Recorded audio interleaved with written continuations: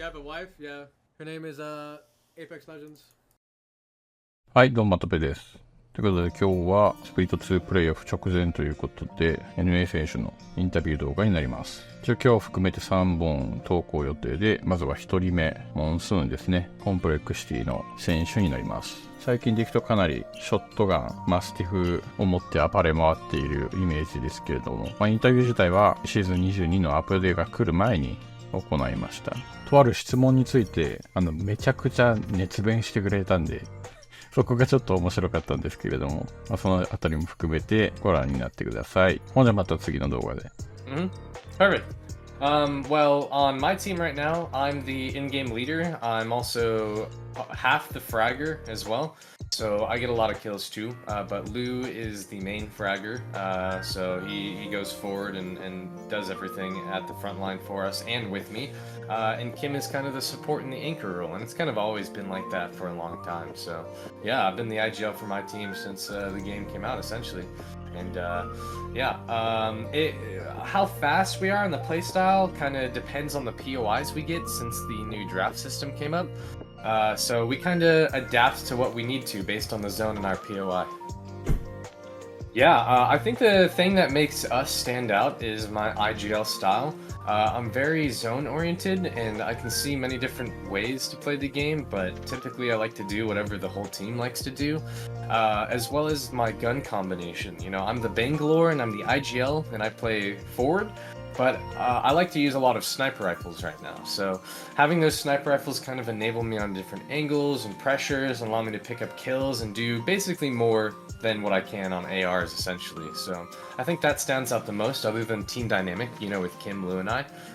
We're good friends, and Kim and I are best friends, and he was my coach previously, so he's been able to come from coaching me and my team for almost a year to playing with me on my team. And I think that kind of perspective makes us different, unique. So, yeah. I'm looking out for all of them, I can't lie. They're all really, really good at the game, and inspirational, to be honest, with the team comps and how they play. But last LAN event, we actually contested Fnatic at Harvester before the drop spot POIs. And they kind of whooped us. They spanked us pretty bad. I think it was like 20-2, to be honest. So, I mean, Yuka's just crazy. The whole Fnatic team is absolutely crazy. So, I'm looking out for them, to be honest. Number one, number two, probably Riddle, for sure. And yeah, pretty much everybody, though. They're all really good. They're all good enough to at least take home a trophy, you know? Yukio, Yukio is so good, dude. He's been playing for a long time, too. You know, I've been watching him, you know, I haven't made all the lands myself, but, you know, watching him and watching a bunch of players come to the stage and play their hearts out, whether it's winning or losing, it's obvious how much they love the game. And Riddle was one of the teams, actually, specifically, that we were going to contest, and just because it was so difficult, not as many POIs as we needed. But when we told them that we weren't going to contest, because nobody wants to contest, especially against great players like that, you know, they're very happy. I mean, sportsmanship is always at the top level. You know, Yukio is a fantastic player and fantastic person. I can't wait to see him again in Germany. Yeah, Light's insane, right? He's really, really good. I think he is a solid player, support player, and second hand to Yuka, who's in as well. He's super good at holding positions that kind of enable Yuka to do whatever he needs to, but he has the fragging power of any top tier player in the game, basically. So I'm excited to continue seeing them develop as a team and really stand out individually compared, because, you know, every team has their star player, you know, all the players are stars, but Yuka definitely gets a lot of love, so I'm excited to see his teammates, especially, you know, develop some more and get the recognition that he deserves, because he's a fantastic player. So that's a good one. That's a good one. I've known Hal for a long time. You know, when the game first came out, the first ever competitive Apex that we did, we both contested at Artillery on Kings Canyon, back when he was on old TSM with Prodigy Aces and T-Hump. So I've been competing against him for a long time, and I've known him for a long time too, since before either of us had more than 5 viewers on Twitch on our stream. So Hal has a good spot in my heart. His dedication to the game, his love for the game, his drive, his work ethic, it's motivating, to be honest. So I really do like Zero, and I think Zero is one of the best players in the game, undisputed. But I got a bias for Hal. I love Hal, so it's gotta be Hal. Yeah, so for Pro League, we typically get on maybe 3 hours before scrims start. We'll do warm-up, individual warm-up, and then we'll go over some VOD reviews, maybe play some ranked, and go straight into the scrim block. And then after the scrim block, we look over some more games, maybe watch different perspectives, maybe eat some food. Really depends, but typically we play 8 to 10 hours a day every day. At least for Pro League. You know, Pro League is a long time, 2.5, 3 months. So we try to cram as much as we can, especially sitting in, you know, customs and on the maps and seeing rotates and, you know, researching on what POIs can rotate how and what zones are good for which, you know, team comp and stuff like that. So it's a lot. But for LANs and international scrims, it's entirely different, you know. Pro League, we spend the time being sustainable, right? Because if you go 18 hours a day every single day, maybe you don't feel as good, you know, maybe your body doesn't feel as good. So for Pro League, we keep it sustainable, 8 to 12 hours a day. But for LAN and boot camp especially, 16, 18 hours a day, living and breathing Apex. We are, you know, doing Kovacs, we're aim training, we're playing ranked, we're looking at VODs, we're in customs, we're going over, we're doing hand stretches, diets, team bonding, scrims twice every day. So as much as we can for LAN. So that's pretty much the difference of the schedules, but typically it's entirely Apex oriented for sure. Yeah, so I love to respect everybody, you know? Yeah, we're all people living in this crazy world on a rock floating through space. The fact that we can play video games, or the fact that one of us or some of us are good or better at video games or better at whatever, doesn't really mean that, you know, we need to disrespect anybody. So I try to respect everybody.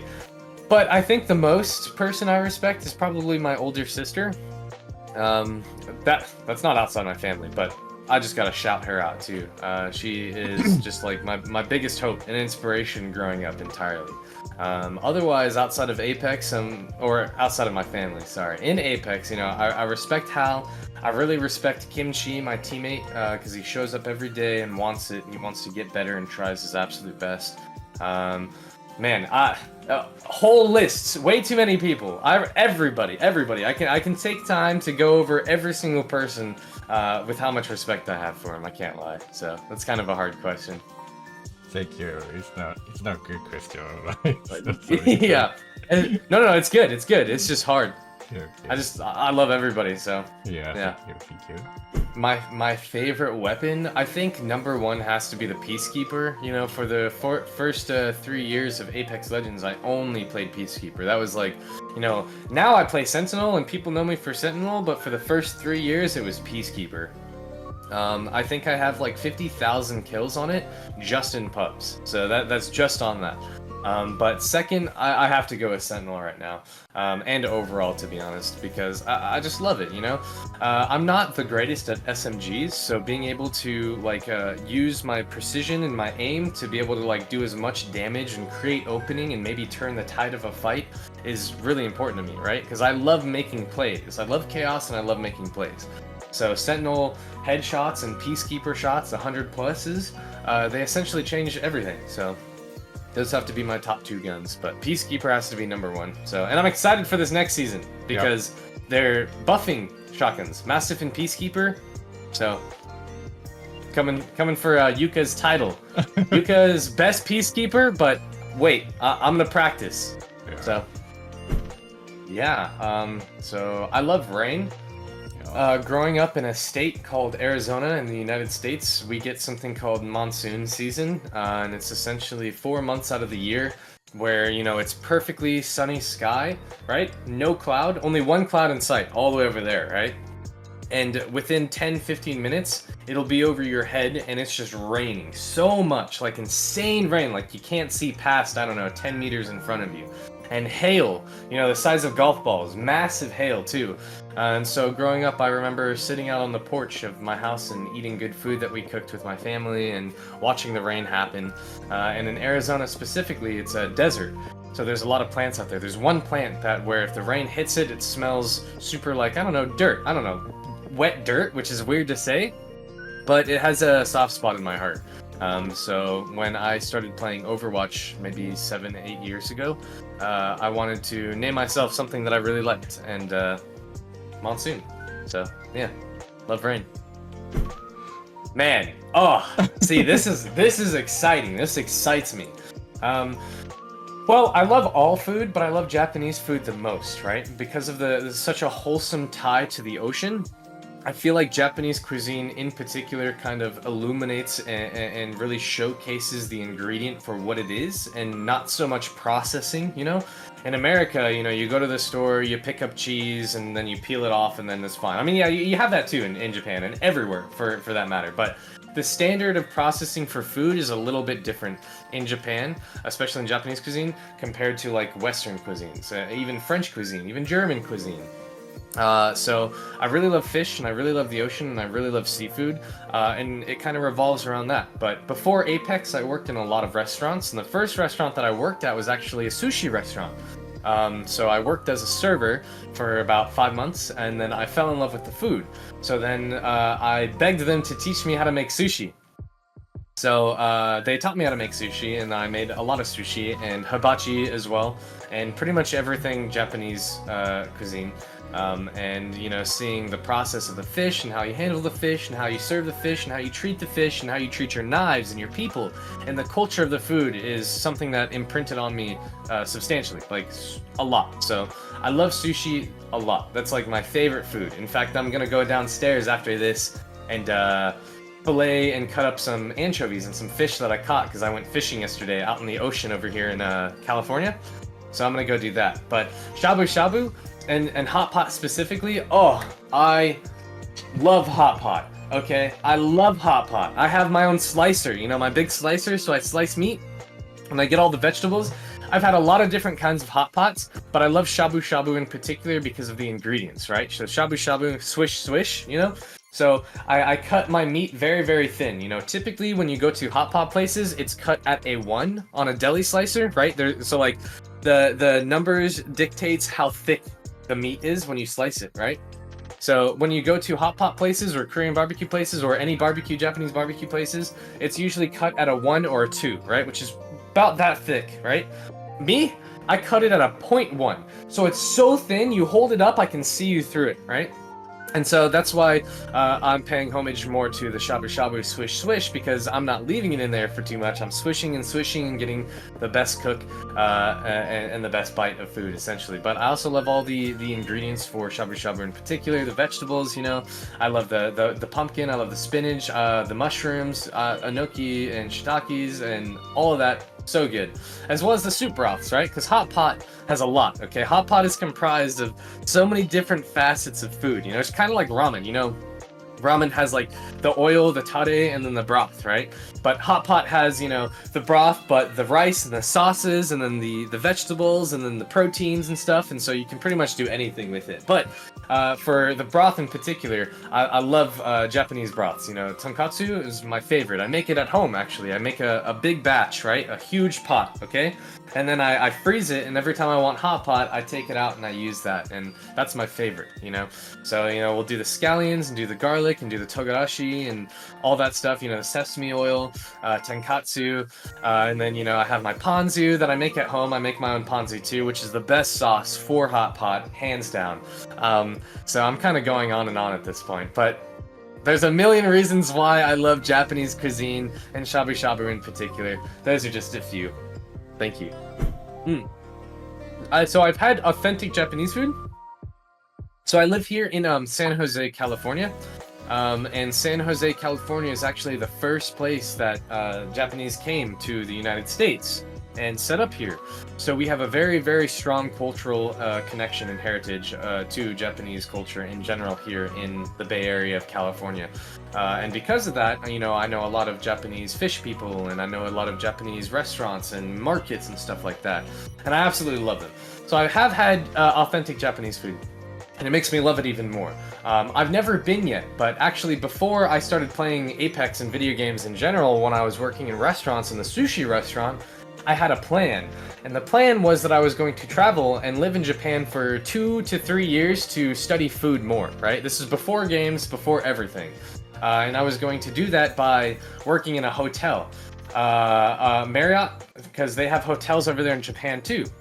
So the plan was I was going to work at a hotel here in the States for a year until I got promoted and had the ability to relocate to one in Japan. And then I was going to work in the Japanese hotel, but also at a different restaurant to learn more. So that's my dream. I've never been, but I really, really want to. I think it's so beautiful. And I love the outdoors, I love the ocean, I love the food, I love the culture. So it's going to be a very exciting time for me when I get to. Yeah, wow, the most memorable game. I mean, there's so many memorable games, I can't lie. I'll start off, I'll give you two. One was Autumn Circuit Playoffs in 2021, where we won playoffs for the regional playoffs because, you know, everybody was playing online. I was playing with Reptar and iShiny on Complexity, and we were coming in. It was a zone that was like north of staging, you know, train station, you know, middle map World's Edge, and we came in from like the tracks here, right? And then there's like aim assist or G2 at the time, and then another team, and then another team here. And essentially it was a 3v3v1 for the win. And it was back when Jibby meta was in. And so I slid down the stairs and we popped bubble and we skirmished a little bit, and I got hit down to 1 HP and did 150 health or 150 damage. Came back. Needless to say, we ended up winning the fight and the game. And I remember wiping the other team, right? And I was like, oh my god, it's one person left and there's 2 of us alive. Like, we have to win this, right? And so I jump up on the blue bins and I look over, and it was gentrifying actually. And then I hit him for like 180 with my R3 and he instantly dies. And as I was shooting that, I was like, this is it, finally, right? And as soon as that happened, I jumped up out of my chair and I started crying, and then I went and I ran and hugged Reptar because I lived with Reptar at the time. And that was my first trophy, the first thing that we actually won. So that meant a lot to me. So yeah, that was beautiful. The second one is at LAN in London, Split 2 of Year 3, where me, Luda, and Cody flew into Dome on World's Edge, and we had, I think, like a 16 kill second place. And the flow, man, it just felt so good. We were killing everybody. You know, I had a Prowler, you know, I was killing this team, I killed 2 on that team, then another team third partied, instantly killed that team. You know, we go in, I think we killed 4 or 5 teams in a row. So I don't think I'll ever be able to forget that feeling and that adrenaline of how right it felt. So that was my second for sure. Ooh! You see that? Yeah. Do you remember that? Oh, of course! So drunk! Yeah. Oh my god, such a crazy time. Because, whew! Sorry, one sec. My kitty. Okay. My kitty. Okay. Come here, baby! Oh, I know! Oh, my baby! Oh! Yeah, so, it was crazy to me, because I hadn't been to a LAN in like a year and a half. I missed qualifying for 3 different events. And it was very difficult for me. So this was the first time that we had qualified, and it came down to the regional finals where we placed 8th in it. And actually, the last game I made a very, very bad call. So the fact that I could come back and do it, you know, despite having a pretty bad year, and, you know, not believing in myself and everybody not believing in me and stuff, it was just kind of like validating, you know. It made me feel like I could do it, you know. So it was a very special moment for me that time, for sure. Yeah, Nocturnal and Fun, they're my best friends, you know, Reptar too. I love those guys so much. You know, we lived together for a few years actually, and we would do a lot together. And it was never bad. You know, it was always good. It always felt like family with them. And you know, I was living in an apartment with Reptar. And we wanted to get a house, and you know, we were hanging out with Nocturnal and Fun in Discord, and they're like, yeah, well, we need somewhere to live too, and so we're like, hell yeah, you know, let's do it. Let's go on this house in Texas and have fucking fun. And they came out, and I remember Fun flew out and helped me move my apartment, and Nocturnal came late, and yeah, it was history. We had so many hot pots, so many parties, so many board games. So it was really fun, and I miss them a lot. I don't live with them anymore, but I do miss them. Oh yeah, wow, I am so excited to meet everybody that I can. Your guys' love and support for your teams, for your players, for your people, and for the game has been phenomenal. It has been inspiring and contagious entirely. So thank you so much for all the love, for all the Western teams, as well as your teams. I'm so glad that we are back to going to LANs and stuff, because being able to meet everybody from all different kinds of life from all over the world has meant the most, right? That's like the most important thing about all of this. So yeah, I hope you guys enjoy, and I hope to see your guys' players and your favorite teams and the teams representing do well in the upcoming LAN as well as the championship. And yeah, I mean, keep loving it, man. Keep doing what you do. Keep supporting the people. Stay positive. Stay loving. Stay healthy. Stay happy. Stay comfortable. And yeah, that's it. That's basically it. Stay good. I can't wait. Can't wait to meet everybody. So, okay, perfect. Okay. Have a good day. Yeah, have a good day. Thank you again. Thank you. Bye. Thank you. Bye. Woo!